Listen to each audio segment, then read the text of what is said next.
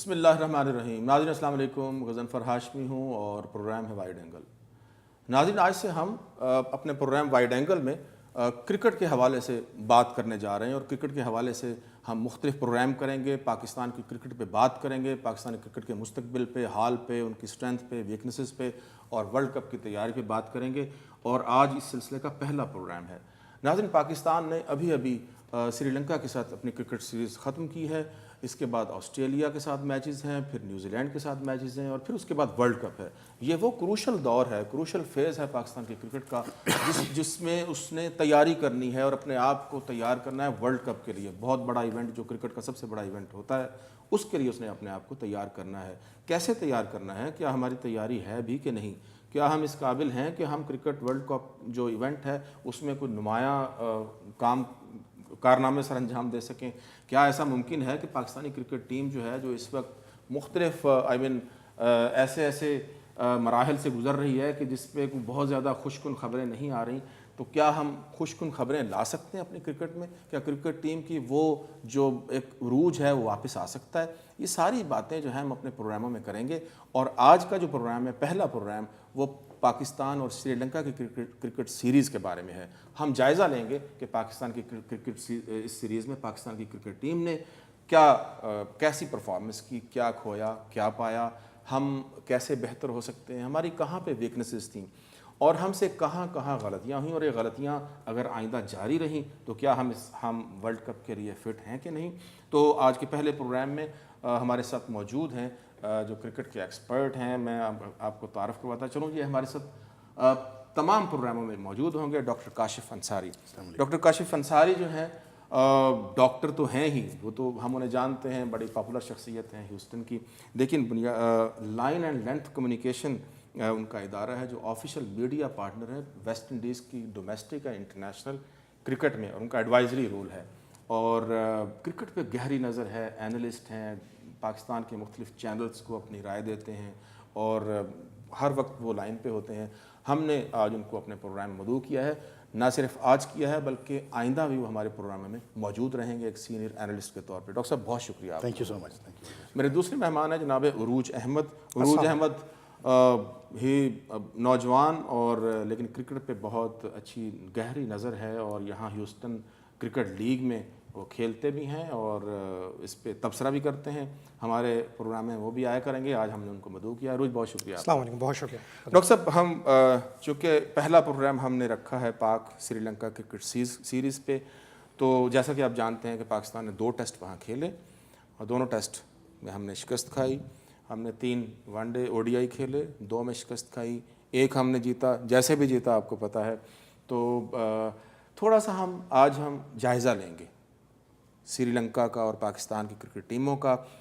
ہم پہلے جنرل بات کر لیتے ہیں وجوہات کی، ہماری شکست کی وجوہات کیا ہیں، اس کے بعد ہم انڈیویجول بیٹنگ پہ چلے جائیں گے اور باؤلنگ پہ۔ ٹھیک، سب سے پہلے تو آپ کا بہت بہت شکریہ۔ یہ بہت بڑا ایک ٹاپک آپ نے چنا ہے کرکٹ کا، کیونکہ پاکستان کی جو 18 کروڑ عوام ہے وہ باقی کچھ جانتی ہو کہ نہ جانتی ہو، لیکن کرکٹ کو وہ سمجھتے ہیں کہ سب بہت اچھی طرح جانتے ہیں۔ اس میں سے ہم بھی ایک پاکستانی ہیں تو ہم بھی سمجھتے ہیں ہم کرکٹ کو جانتے ہیں، لیکن آپ نے بالکل صحیح فرمایا کہ جو سیریز ابھی مکمل ہوئی ہے اس کے اوپر تجزیہ کرنے کی ضرورت ہے، اور پچھلے 2-3 ہفتوں میں پاکستان کے مختلف ٹی وی چینلز نے اور مختلف تبصرہ نگاروں نے اور ایکس کرکٹرز نے اس موضوع کے اوپر بہت زیادہ گفتگو بھی کی ہے، کہیں کہیں ہارش ورڈنگ بھی ہوئی ہے، کہیں کہیں پرسنلائزیشن بھی شروع ہوئی ہے، اور کہیں کہیں اچھے اور برے الفاظوں سے بھی نوازا گیا ہے۔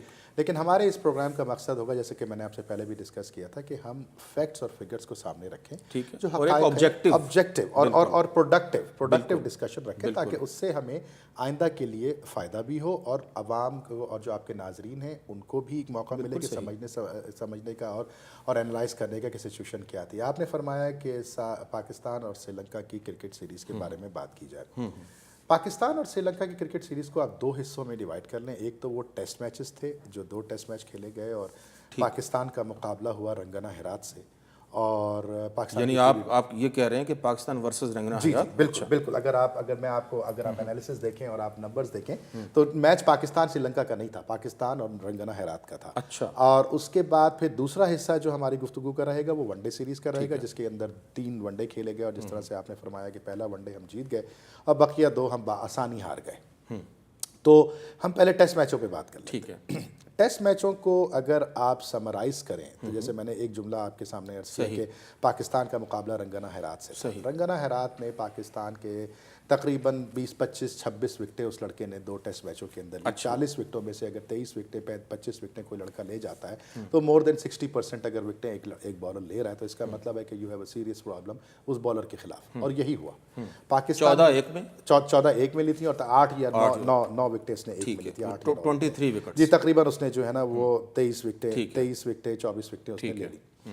پاکستانی بیٹسمین چونکہ زیادہ تر رائٹ ہینڈر ہیں اور تاریخ اس بات کی گواہ ہے کہ پاکستانی بیٹسمین کبھی بھی left arm league break spinners کے خلاف کمفرٹیبل نہیں کھیلتے کیونکہ جس اینگل سے وہ بال کرتا ہے وہ اینگل ہمارے بیٹسمینوں کے فٹ ورک کو سوٹ نہیں کرتا یا ہمارے بیٹسمینوں کا فٹ ورک اس اینگل کو سوٹ نہیں کرتا. اس میں جو سب سے اہم بات سمجھنے کی ہے وہ یہ کہ رنگنا ہیرات کو سیریز سے پہلے ہی اس کمزوری کا پاکستانی بیٹسمینوں کی علم تھا اور پاکستان کے خلاف اس ویپن کو وہ لے کر آئے اور اس کو استعمال کیا. اچھا اس سے کچھ عرصے پہلے ہی سری لنکا نے کھیلی ایک سیریز ساؤتھ افریقہ کے خلاف. رنگنا ہیرات اس میں بھی کھیلے لیکن اتنے مؤثر نہیں رہے جتنا پاکستان کے خلاف رہے. بالکل ہوا یہ ہے کہ پچھلے 2-3 برسوں میں جب سے مرلی دھرن گئے ہیں سری لنکا کی بالنگ اٹیک جو ہے میڈیوکر ہو گیا. سری لنکا نمبر 6 پہ بھی پہنچا, نمبر 5 پہ بھی پہنچا ون ڈے سیریز میں, ون ڈے رینکنگ. تو اب بھی فاسٹ بالنگ تو اب بھی کمزور ہے ان کی فاسٹ بالنگ. ہاں لیکن دیکھیے یہ ہم اس پہ گفتگو کریں گے آگے جا کر کے, لیکن میں رنگنا ہیرات کی بات کر لوں. پاکستان کا دوسرا مسئلہ جو رہا وہ رہا ہمارے لیفٹ ہینڈرز کا نہ ہونا. پاکستان کی بیٹنگ لائن اپ میں شروع کے 5-6 بیٹسمینوں میں ٹیسٹ میچوں کی لیول کے اوپر کوئی ایک آدھ لیفٹ ہینڈر شرجیل وغیرہ کو کبھی کھلا لیا انہوں نے, ناصر جمشید کو کبھی کھلا لیا تو کھلا لیا, لیکن پلاننگ کے تحت ایک اسٹریٹجی کے تحت لیفٹ ہینڈرز کو نہیں ڈالا گیا ٹیم میں جیسے کہ بقیہ ٹیموں نے کیا. اب آپ مثال لے لیں ہندوستان کی, سریش رائنا ایک ٹھیک پلیئر ہے, ایک ٹاپ ناچ پلیئر نہیں ہے لیکن اس کو ٹیم میں ڈالا گیا, دھونی اس کو لے کر آیا, اسی طرح سے اس پہ کام کیا گیا. اس کے بعد اجے جڈیجا ایک مڈل کلاس پلیئر ہے, اس کے اندر کوئی ایسی کوالٹیز بیٹنگ میں نہیں ہے کہ جس کو جناب 7ویں نمبر پہ 8ویں نمبر پہ بیٹنگ کرائی جائے, لیکن اس کو بنایا گیا. اس سے پہلے یوراج سنگھ کو بنایا گیا, اس سے پہلے گوتم گمبھیر کو بنایا گیا. ان تمام لڑکوں کے اوپر محنت کی گئی. بنایا گیا, میں لفظ استعمال کر رہا ہوں, بنایا گیا. بناتے وہ لوگ ہیں جو ویژن رکھتے ہیں, بناتے وہ لوگ ہیں جو درد رکھتے ہیں, بناتے وہ لوگ ہیں جو سوچ رکھتے ہیں. تو کیا ہم ہٹ اینڈ ٹرائل پہ چل رہے ہیں؟ نہیں, ہم ایڈاکزم پہ چل رہے ہیں. ہم ایڈاکزم پہ چل رہے ہیں, اپنی نوکری بچانے پہ لگے ہوئے. پچھلے 1.5 سال سے جو تماشا پاکستان کرکٹ بورڈ میں ہو رہا ہے کہ صبح ایک اور ہوتا ہے چیئرمین, شام میں چیئرمین کوئی اور ہوتا ہے, اگلے دن کوئی اور ہوتا ہے. میں آئی سی سی کے ایک صاحب ہیں, ان سے میری گفتگو ہو رہی تھی, بہت اچھے ہمارے دوست ہیں, ابھی پچھلے مہینے دبئی میں تھا. کہ یار ہمیں یہ نہیں پتا ہوتا کہ اگلی میٹنگ میں تمہارا کون سا پریزیڈنٹ آئے گا, ہمیں یہ نہیں پتا ہوتا. ہم جس آدمی سے بات کر رہے ہیں ہم اس کی بات کو سنتے ہی نہیں کہ یار یہ آج ہے کل ہوگا ہی نہیں.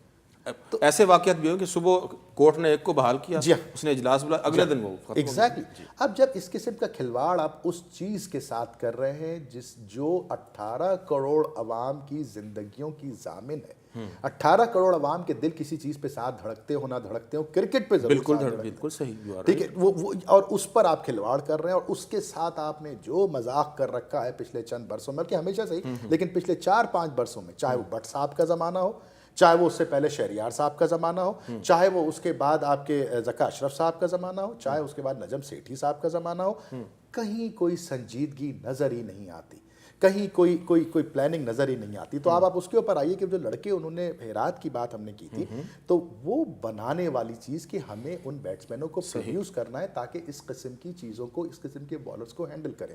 تو پاکستانی بالر اس سے ٹینٹیٹیو رہے. پھر اس کے بعد ہیرات کو وکٹ کا پتا تھا, سری لنکا میں کھیلا ہے, سری لنکا میں پلا بڑا ہے. میں انڈیویجول پرفارمنس پہ بھی آؤں گا. میں عروج سے ایک بات پوچھ لوں. عروج, اگر آپ کو میں کہوں کہ سمرائز کریں پاکستان کی جو امراض ہیں, بنیادی امراض ہیں کرکٹ میں, کیا کہیں گے؟ Leading from the front. اچھا, دس از دا فرسٹ تھنگ. ہمارے ساتھ ہمیشہ سے ایک پرابلم رہی ہے لیڈرشپ کی. اچھا, میں نے جتنا کرکٹ کو دیکھا, جتنا میں نے کرکٹ کو سمجھا ہے, میرے پاس ایک سولوشن یہ ہے کہ we have to have a leader in the back screen also and up front in the field.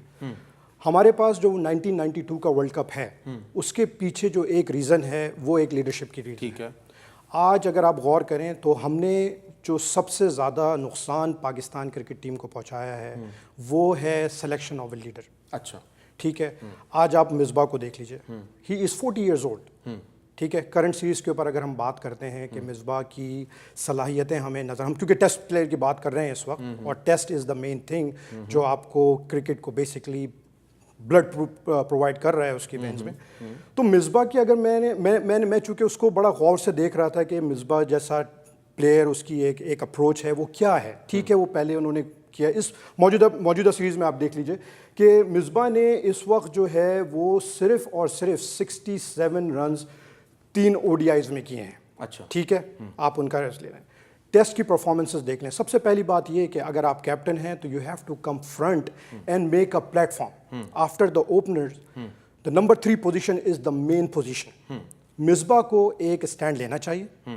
He should be a leader and he should stand at number 3. ٹھیک ہے, آپ وہاں سے اپنے آپ کو امپروو کریں اور لوگوں کو بتائیں جس طرح میاداد نے کیا.